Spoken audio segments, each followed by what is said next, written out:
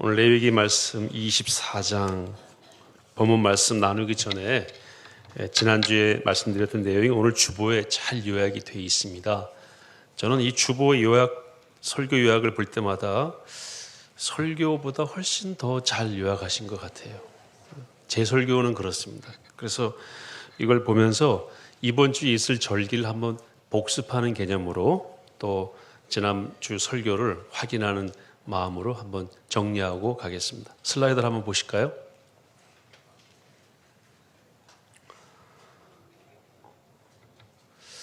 이번 주에 있을 절기죠. 1월 14일 목요일, 우리 날짜로도 목요일이니까 내일이니까 3월 29일이겠죠. 그날이 무슨 날입니까? 유월절이고, 그 다음에 금요일이 무교절의 시작이죠. 그 토요일은 토요일이고, 주일은 구약절기로는 초실절, 그리고 신약의 절기로는 교회사적 절기로는 부활절, 그리고 무교절의 끝은 다음 주 목요일. 그래서 밑에 빨간색 띠가 전체 무교절의 기간이에요. 14일부터 다음 주, 이번 주 목요일, 내일부터 다음 주 목요일까지 며칠간입니까? 8일이죠. 8일간이 유월절 혹은 무교절로 부르니까 무교절이야 유월절이야 무교절이야는 큰 중요한 게 아니에요. 그러나 8일간 이어지는 절기인데 성경은 유월절이라고도 하고 무교절이라고도 합니다. 그래서 이번 주에 공교롭게도 지난주 드린 말씀이 적용이 되는 절기인데, 이제 내일 저녁에 예수님이 잡히셨다가 금요일 날 아침 9시에 십자가에 달리시고 오후 3시에 돌아가시고 토요일을 지나시고 주일날 새벽에 부활하셨는데, 구약절기로는 첫 열매인 초실절의 열매로 예수님이 부활하셨고, 그래서 우리에게 참 영원한 생명을 확증해 주셨는데, 그래서 매 주일은 구약절기로는 초실절과 같고 신약의 절기로는 부활절과 같다. 승리의 주일이고 생명의 주일이다. 이런 마음으로 예배 참석하시면 훨씬 은혜가 있으실 것으로 그렇게 생각이 됩니다. 오늘 말씀은 항상 있어야 할 것 몇 가지를 강조해서 말씀하고 있습니다. 성막이나 또는 성전을 중심으로 항상 있어야 될 것이 몇 가지가 나와요. 오늘 제가 4가지를 좀 설명을 드리려고 합니다. 오늘 성경에는 등대가 나오죠. 등대. 그 다음에는 진설병이 나오는데 그 외에 2개가 더 있어요. 그 부분을 같이 먼저 사실로 확인을 한 다음에 의미를 나누고 또 적용하도록 그렇게 하겠습니다. 처음에 나오는 것이 이제 등잔 또는 등대라고 합니다. 등대. 촛대는 잘못된 표현입니다. 초를 켜두는 곳이 아니고 기름을 태우는 곳이기 때문에 등대 또는 등잔이라고 하죠. 그 기름은 무슨 기름이에요? 감람유, 올리브유. 올리브유는 탈 때 냄새나 연기가 나지 않습니다. 그 올리브 그 자체가 굉장히 몸에 좋습니다. 죄송합니다. 저 아침에 올리브 몇 개 먹고 왔습니다. 몸이 지금 느끼고 있어요. 올리브 나무는 중동 지역에서 아주 보배로운 나무입니다. 수령, 그러니까 나무의 연령이 1억 년까지 간다고 그러죠. 예수님이 마지막에 기도하셨던 감람산이 올리브산이죠.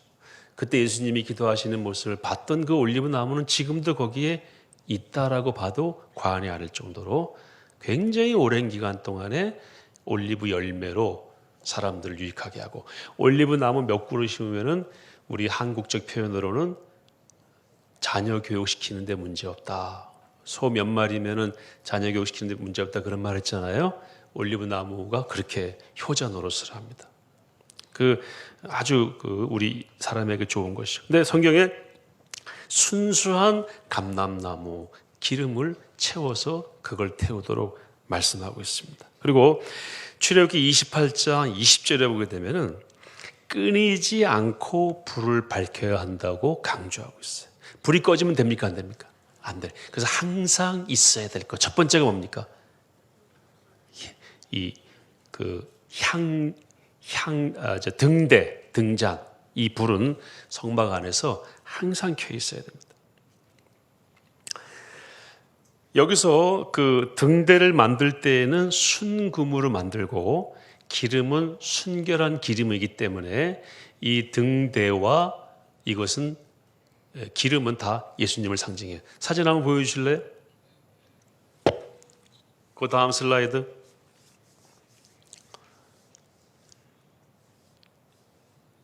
예, 이게 이제 성막을 말씀하고 그 다음 요게 등대입니다. 그 등대. 저게 등대인데 위에 있는 게 등잔이고 그 이제 전체를 등대라고 하죠. 히브리 말로는 메노라라고 합니다. 메노라.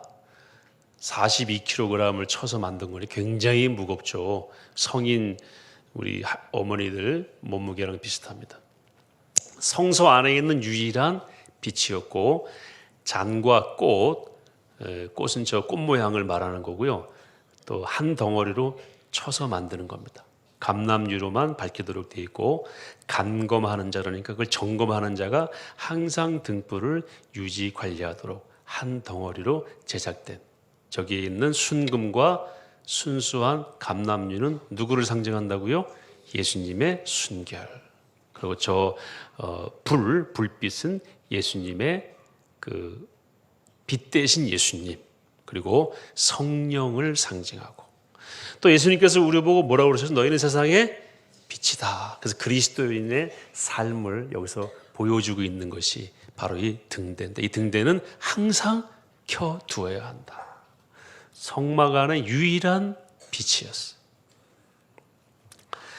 두 번째는 진설병입니다. 병은 떡인데 진열에 놓은 떡이다. 그런 의미이고요. 12개를 6개, 6개씩 그렇게 진열두도록 되어 있는데 떡 하나의 무게가 약 5kg쯤 됩니다. 무겁죠? 저렇게 되어 있는 거예요. 그리고 6개 위에 잔이 하나 있죠? 그 잔에는 향유, 향내나는 기름을 올려놓게 되어 있고 그 다음에 저것은 나중에 일주일 만에 떡을 교체할 때 저 향유는 불에 태워서 바치게 돼 있고 저 떡은 제사장이 거룩한 곳에서만 먹도록 되어 있습니다. 일주일에 한 번씩 교체가 되는 거고 12개니까 뭘 상징한다고 볼 수 있겠습니까? 12지파. 그리고 예수님이 이것은 내 몸이라고 말씀하시니까 예수님의 몸을 상징한다. 그것이 진설병입니다. 저것도 항상 저기 있어야 돼요. 그래서 저런 그림도 있지만요. 또 다른 그림도 있어요. 다른 그림. 이런 그림도 있어요. 떡이 너무 무거우니까 눌리지 않도록 하기 위해서 아마 저렇게 두었을 것이다. 어떤 그림이 맞는지는 지금은 잘 모르지만 대체로 알려진 그림은 그 앞쪽에 보신 그런 그림이 되겠습니다. 그다음 세 번째로 항상 있어야 될 것이 뭐냐면은 향단이에요. 향로 또는 향단인데 보시겠습니다. 저겁니다. 저 위에 있는 것은 향로를 이렇게 받쳐놓은 그것은 향대 또는 향단이 되겠죠. 저 향도 항상 켜 있어야 된다. 아침에 등대불을 손질할 때에 향로에다가 향을 잔뜩 넣어서 하루 종일 타는데 문제가 없도록 하라고 성경은 말씀하고 있습니다. 끊이지 않고 태워야 된다. 출애굽기 30장 7절에 나옵니다. 뭘 상징합니까? 예수님의 하늘로 올려지는 우리를 향한 기도, 우리를 위한 기도, 하나님을 향한 우리를 위한 기도이죠. 그리고 성도의 기도, 하나님께 올려지는 기도. 그 기도는 항상 끊어지면 안 되고 드려져야 한다. 그런 의미로서 이 세 가지를 성막 안에서 항상 있어야 할 것으로 말씀하고 있어요. 또 하나 있습니다. 이거는 성막 안에 있는 건 아닌데 성막 밖에 뜰에 있죠. 번제단에서 번제를 드리는데 저거는 이제 향로와 그 다음에 진설병과 등대를 점검하는 장면이에요. 성경에 의하면은 저걸 다 아론이 하도록 돼 있어요. 그러니까 아론이 죽었으니까 누가 해야 되겠죠? 대제사장들이 해야 돼요. 그러니까 저 파란색 옷 입은 분이 그 일을 하는 것 같습니다. 하얀색 옷 입은 분들은 제사장, 파란색은 대제사장. 저걸 매일매일 하는 거예요. 항상 꺼지지 않도록. 다음. 저거는 번제 드리는 장면인데요. 상번제, 항상 드려야 될 번제. 누가 제사를 드리러 오든 안 오든 성전에서는 항상 제사를 드려야 돼요. 아침과 저녁으로. 뭘 드립니까? 1년 된 어린 양 2마리를, 하나는 아침에, 하나는 저녁에 매일 드려야 되는 거예요. 소제와 전제를 곁들여서, 소제는 곡식, 전제는 포도주를 붓는 거예요. 곁들여서 항상 드리도록. 저 사진에 나와 있는 대제사장 옷은 거꾸로 돼 있어요. 사진이 잘못된 겁니다. 파란색이 밖으로 나오고 흰색이 안으로 들어가야 돼요. 어쨌든 다른 사진이 없어가지고 이 사진을 가지고 왔는데요. 상번제, 항상 드리는 번제. 그래서 이스라엘 백성이 외적의 침입을 받아가지고 성전이 함락당할 때에도 적군들이 들어갔을 때에 뭐는 드렸다는 거예요? 상번제는 드리고 있었다. 예, 됐습니다. 그럼 여러분, 회막, 저 제사를 드리는 회막 또는 성막은 어떤 의미가 있습니까? 예? 하나님께서 우리를 만나시는 곳이죠. 텐트 오브 미팅이라고 말씀드렸죠. 하나님 우리를 만나시는 장소예요. 만남의 장소. 우리가 이제 저기 그 강릉 가실 때 양재동 지나면 오른쪽에 뭐가 있습니까? 만남의 광장이 있죠. 거기가 회막이에요. 이를테면 하나님과 우리가 만나는 장소가 회막이지 다른 곳이 아니에요. 하나님과 우리가 만나는 의미를 또는 그 시스템 이런 것들이 계속해서 유지가 되도록 하시기 위해서 오늘 강조하신 말씀이 뭐냐면 이거는 항상 있도록 해라. 하나님의 의도는 무엇입니까? 너희들과 나는 항상 만나야 될 것이고 이 만남은 항상 살아있어야 할 것이다. 이게 핵심입니다. 이걸 우리의 삶 가운데 적용해서 날마다 우리가 말씀으로 만나고 생각으로 만나고 기도로 만나고 어떤 상황에서도 하나님과 함께 그 일을 행하는 그리스도인의 표식이라고 하는 것이 액세서리가 아니라 우리의 본질인 그런 삶으로 적용될 수 있기를 바랍니다. 몸이 아프면 어떻게 해야 되겠어요? 어느 병원 갈까가 우선이 아니고 먼저 우리 하나님과 만나셔야 되겠죠. 항상 그렇게 하라는 것입니다. 무슨 걱정거리가 있으면 어떻게 해야 되겠어요? 먼저 하나님과 만나라. 내 마음속에 등불을 끄지 말아라. 내 마음속에 향로를 끄지 말아라. 내 제단에 불을 끄지 말아라. 항상 켜두어야 된다. 아멘이시죠? 하나님 우리에게 요구하시는 거예요. 이것이 신앙의 본질입니다. 혹시 교회에 처음 나오신 분들은 신앙은 뭐고 예배는 뭐고 도대체 교회 생활은 뭔가 한마디로 말하면 하나님과의 만남. 저 고상한 말로 하면 하나님과의 관계.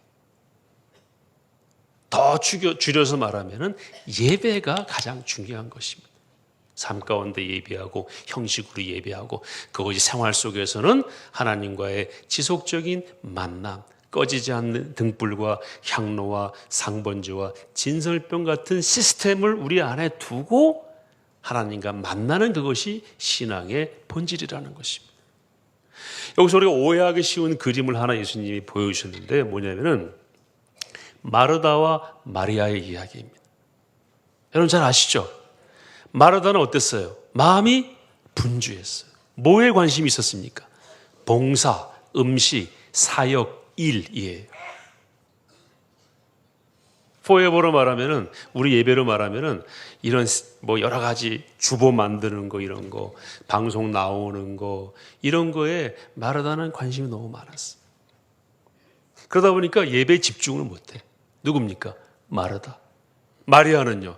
다 신경 안 써. 누구랑 얘기하는 게 제일 좋은 거예요? 예수님과. 예수님의 평가가 무엇이었습니까? 마리아는 이 좋은 걸 택했다고 말씀하세요. 뭐가 좋은 것입니까? 예수님과의 만남, 그 관계를 더 중히 여기는 그게 좋은 것인데 마리아는 그걸 택했다.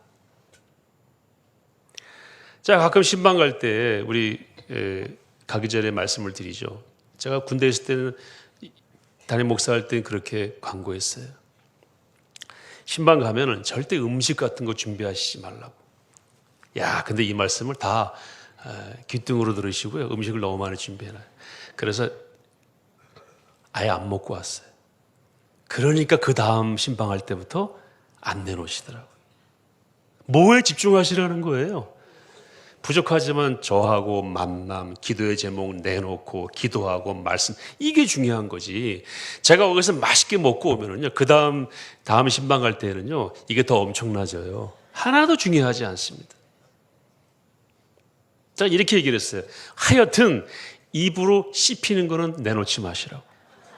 복잡하게 하면 자꾸 헷갈려 하시니까. 물 한 잔, 차 한 잔, 씹히는 건 저는 안 먹습니다.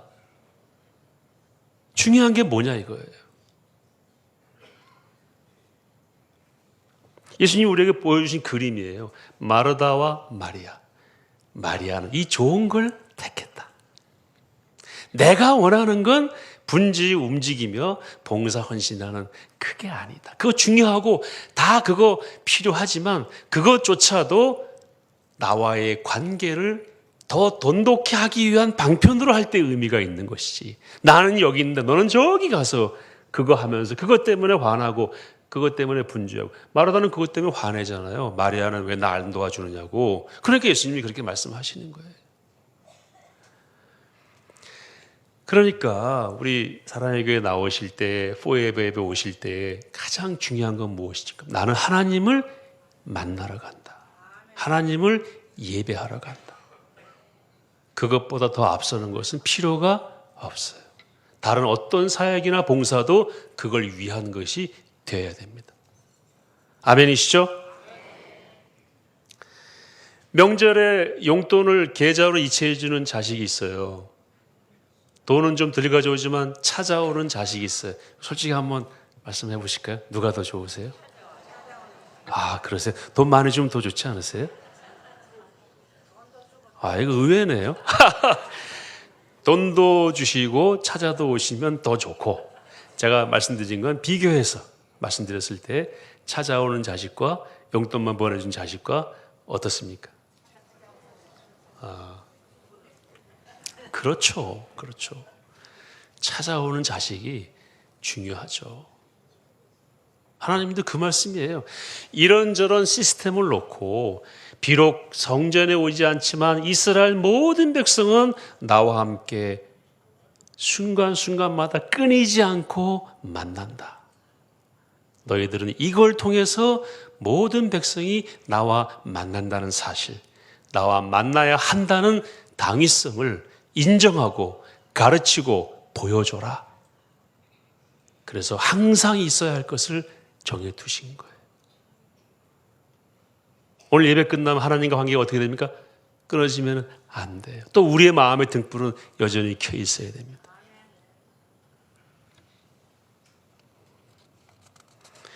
어떤 사람은 신이 계신데 그분은 세상을 딱 만들어 놓고 관여하지 않으신다.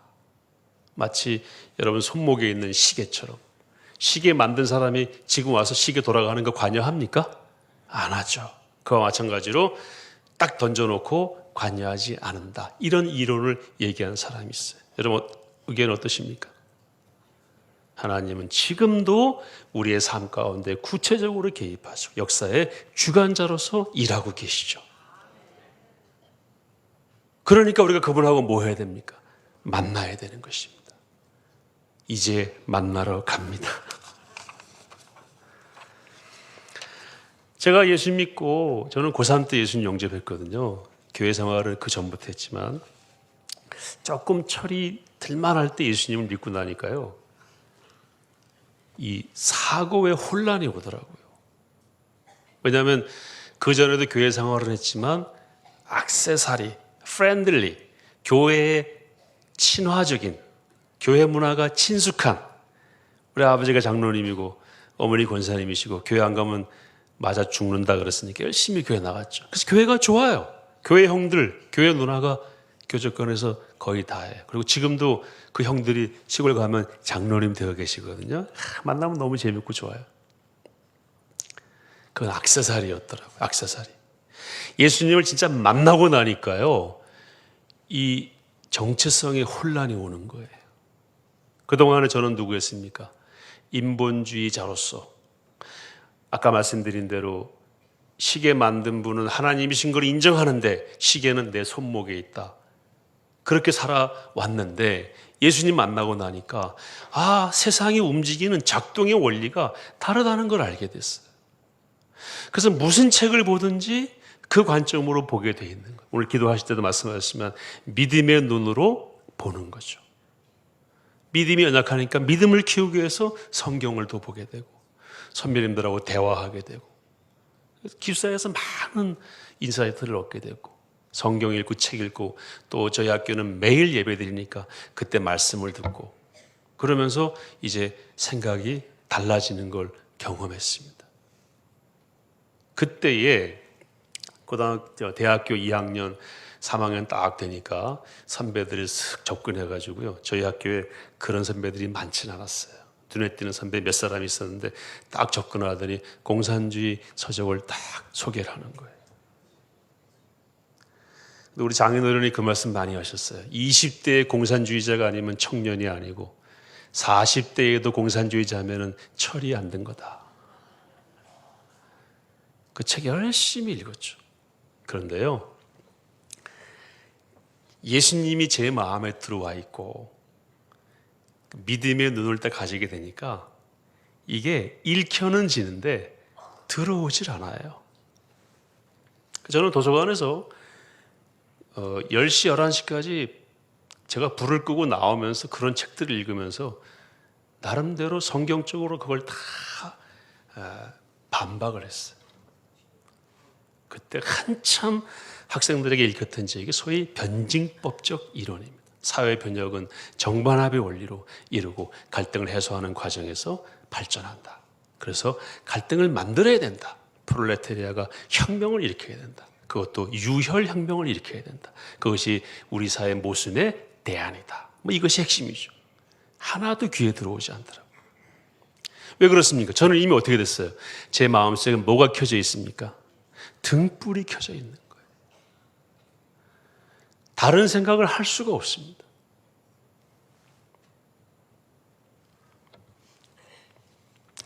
항상 우리가 그 일을 하게 되면은 거기에 굳은 살이 배이게 돼 있어요. 기도하실 때 영적 근육 말씀하셨죠. 근육이 생기게 돼 있어요. 그래서 시간이 지나면요, 그게 그 사람의 표식이 되게 돼 있어요. 제가 오래전에 어떤 그 TV 프로그램을 보다 보니까 인도네시아에 그 이젠이라고 하는 화산이 있대요. 이젠이라는 화산이 있는데 이 화산이 한 2,300m 그 고지에 있는데 인도네시아 사람들이 그 화산에 올라가서 유황을 캐서 판답니다. 보신 분 아마 계실 거예요. 그거를 이렇게 등짐지듯이 잔뜩 지고 내려와서 팔면은요, 하루에 2번 갔다 오면 많이 갔다 오거든요. 그 2,400m 올라갔다 와야 되니까 슬리퍼 신고 맨발로 올라갔다 와요. 2번 갔다 오면은 10,000원에서 20,000원 번대요.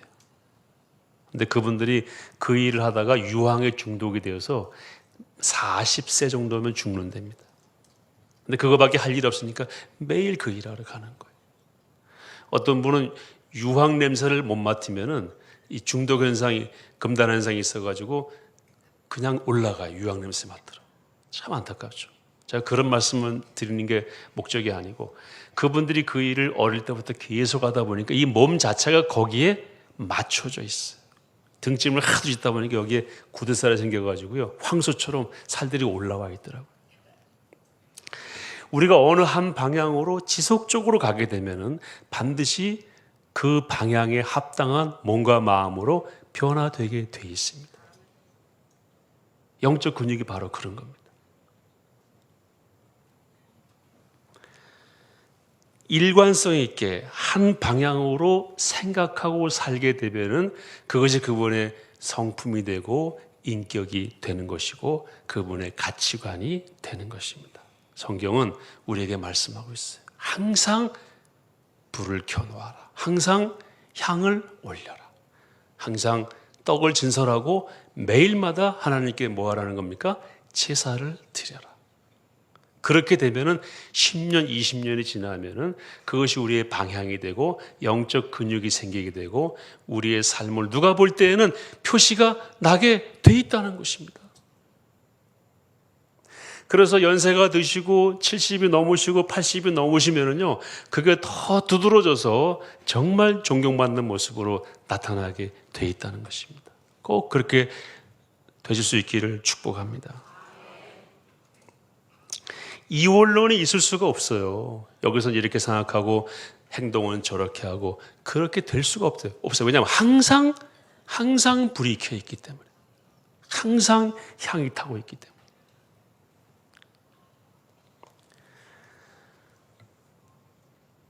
제가 군대에 있을 때 그 법당을 이제 가끔 회의 같은 거 하려고 가면은 제가 재미있는 장면을 좀 본 적이 있습니다. 거기도 우리처럼 그 권사회 같은 게 있어요. 보살회. 그리고 절기에 따라서 이렇게 사람들 많이 모이고 초파일 되면 엄청 많이 모이죠. 그리고 우리 순장반 하듯이 거기도 리더들이 모이는 날이 있어요. 그래서 이제 스님이 저희들 보러 밥 먹으러 오라 그러면 갈 때가 있습니다. 법당에 가서 밥 한 끼 먹는 거 문제되지 않겠죠? 그래서 가면은요, 그 몸빼 바지 입고 계시잖아요. 회색 다 그거 입고 계세요. 그리고 비빔밥을 이제 주시면 먹어요. 맛있어요, 비빔밥. 자, 이 말씀을 드려야 될지는 모르겠는데 그분들의 그 모습을 보면은요, 우리 교회의 권사님들하고 크게 다르지 않아요. 굉장히 인품이 좋아 보이고 그리고 인격적이에요. 왜냐하면 그분들도 평생을 어쨌든 도를 닦으며 오신 거거든요. 근데 우리 안에는 살아있는 불이 있잖아요. 그리고 하나님이 살아계시지 않습니까? 그 이상이어야 되지 않겠습니까? 제가 몇 년 전에 어떤 분이 몸이 아프셔가지고 바로 성모병원에 그 병문안을 갔는데 그 암으로 고생을 하셨어요. 바깥 어르신이. 근데 이제 그 사위하고 그 딸이 우리 교회 순장이에요. 제가 이제 신방을 가서 복음도 전하고 그랬는데 잘 안 받아들이시더라고요. 대구 분이었어요. 그리고 그 어머니, 친정 어머니, 장모님, 그분이 그 회색 몸빼 바지 입고 와 계시는 거예요. 불교에 아주 철저한 분이에요. 근데 제가 딱 뵈니까 그 모습이 생각나는 거예요. 법당에서 봤던 고우신 권사님 같은 모습. 그래서 제가 농담 반 진담 반으로 어머니 너무 좋아 보이신다고, 우리 교회 권사님 같으시다고 그랬어요. 2년쯤 지나가서 또 연락이 와서 이제 위독하시다고. 그래서 다시 병원에 가서 이제 복음을 전했더니 어르신이 받아들이시더라고요. 그 사이에 이제 많은 노력이 있었죠. 그리고 병상에서 세례를 드리고, 그 다음 주에 엘리베이터에서 그 어머니를 만났어요. 그래서 제가 여쭤봤어요. 어머니, 여러 번 뵀거든요. 그래서 그 다음 몇 번 뵀을 때 교회 오시니까 어떠세요? 그랬더니 그 대구 분이시거든요. 이렇게 말씀하시더라고요. 너무 좋아요. 그러시더라고요. 누굴 만나신 겁니까? 예수님 만난 거죠. 등이 켜진 거예요. 그전에는 그냥 인품, 성격 그 수준이었죠. 지금은 영적으로 살아있는 영이 된 것이죠. 숨길 수가 없습니다. 주님이 우리에게 요구하시는 것은 항상 나와 교제하자는 것입니다. 내면의 등불을 켜라. 영혼의 향을 피워라. 나와 함께 항상 교제하고 다른 원리로 갈아타지 말고 액세서리가 아니라 본질로 나와의 관계를 유지하자. 이 시스템으로 우리에게 주신 것이 내게에 항상 있어야 할 것입니다. 이것들을 가슴에 담으시고 승리하시기를 축복합니다.